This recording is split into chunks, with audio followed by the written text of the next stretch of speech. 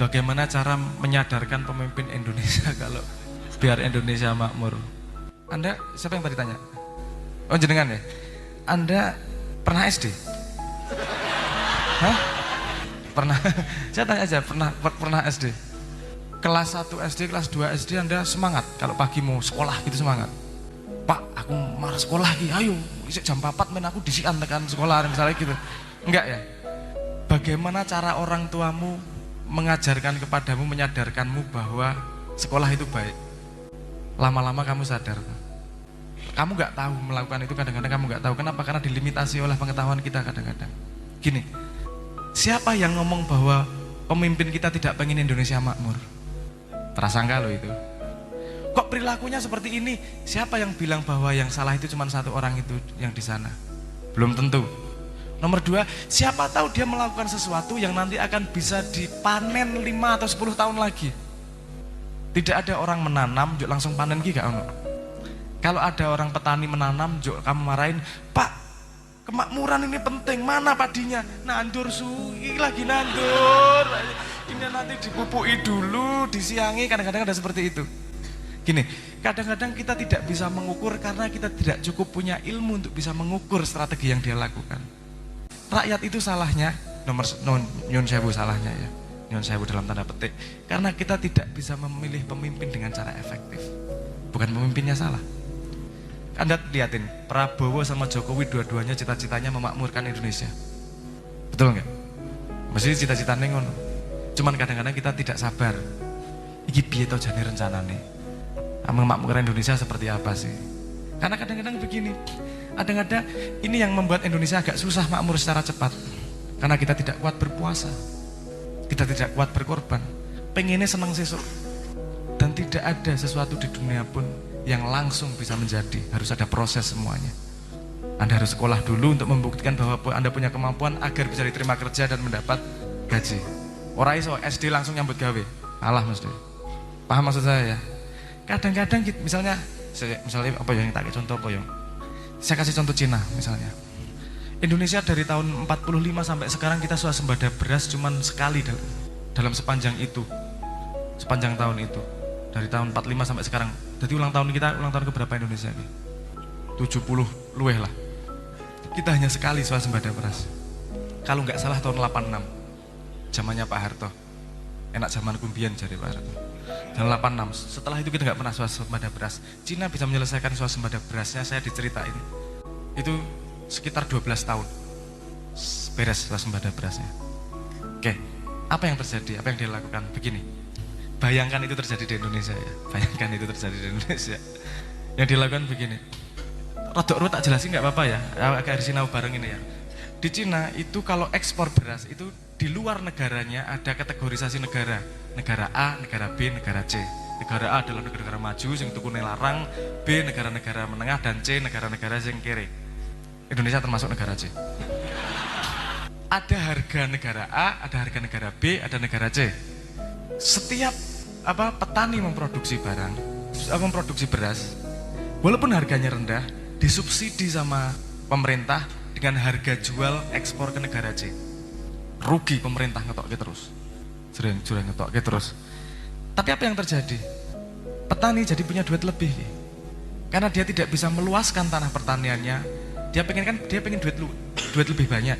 Bagaimana caranya? Kalau dia tidak bisa menambah lahan, yang dia lakukan adalah intensifikasi. Dia punya 1 hektar, piye caranya men dadi luwih akeh. 1 hektar cuma 5-6 ton lah, standar kita dulu. Standar kita sekarang kan segitu.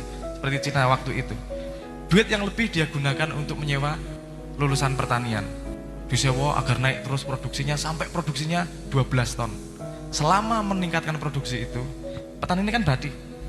Ada kelebihan duitnya untuk membayar itu. Pemerintahin bayari terus. Rugi besar pemerintahnya. Kenapa? Karena harus subsidi beras terus. Dan rakyatnya sendiri gelem poso iki. Dite ora tak buat foya-foya, tapi tak buat intensifikasi agar hasilnya lebih banyak lagi. Sampai kemudian muntah-muntah. Hasil produksi berasnya luar biasa banyak. Sekarang Cina wayahe yang tadi buat subsidi, dia punya badi saiki. Kenapa? Karena berasnya melimpah untuk ekspor ke A, ke B, ke C. Sampai entek-entek masih ada sisa nih. Sisa itu ditenggelamkan ke laut. Kenapa? Karena nggak ada yang minta. Kalau dia masukin ke pasar lagi, harganya turun pasti. Dia menjaga kemakmuran petani. Tapi petaninya juga mau poso loh, satu. Negaranya juga mau poso loh, bayari duluan. Nek pemerintah ngono kuwi nang Indonesia, iki loh, ada wacana mengganti ibu kota, iku wis ramene kaya ngono kok. Cangkeman kabeh wong-wong. Ini bisa untuk rakyat, ini gini. Kan ngomong ini nanti kompleks ini berhubungan dengan kesadaran. Kamu tidak bisa membangun society tanpa punya kesadaran ekonomi global. Tanpa punya kesadaran proyeksi 10 tahun gimana, 20 tahun gimana. Kita tidak cukup ilmu untuk bisa menilai itu. Saya kira misalnya itu melakukan Indonesia dan batine 15 tahun kemudian, kan diklaim presiden berikutnya. Zaman biyen petani angel, zamanku saiki wis akeh banget, padahal yang bangun sejak zaman dulu. Paham maksud saya?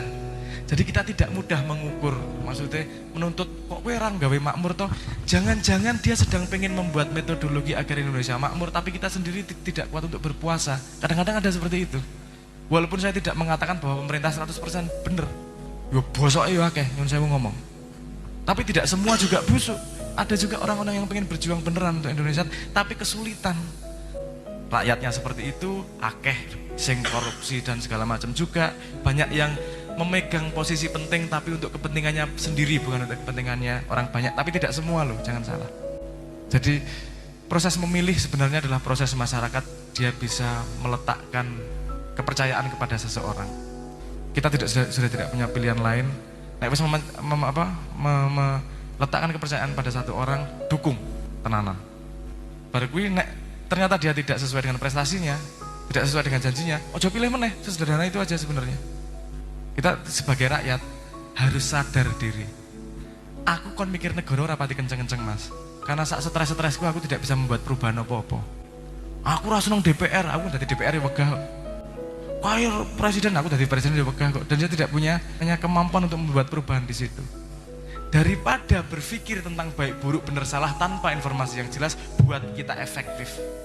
Kalau jenengan punya cita-cita itu membuat makmur Indonesia, mulai sekarang jadikan itu harga dirimu.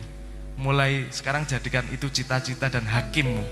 Semua perilaku hidupmu adalah menumbuhkan pengetahuan untuk memakmurkan sekitarmu. Alhamdulillah nek sak Indonesia, nek mengisone sak kampung, alhamdulillah kayak kesempatan karo Gusti Allah. Ngoten nggih. Ayo efektif. Jangan debat bener salah, tapi efektif. Ayo kita melakukan apa? Melakukan sesuatu. Kalau semua orang Indonesia kok ngono, seraruwet kok. Karena semua orang bertanggung jawab terhadap lingkar kecilnya. Kalau dia terbukti di lingkar kecilnya, dia akan ke lingkar yang lebih besar, jelas gitu loh. Posisinya. Wes, ayo tenanan.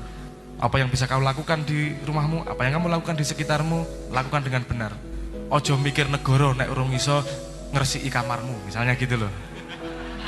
Misalnya gitu. Wah, iki negara presiden ngene kamar isih acak-acakan meng tandang umbah-umbah wae durung kok nurusi beras negara gitu loh misalnya. Mumpung masih muda, latih otot untuk tandang. Sehingga ketika Tuhan memberi kesempatan tandang yang lebih besar, Anda siap dengan otot tandang tersebut. Generasi muda yang sip gitu. Ngaten nggih? Semoga menjawab.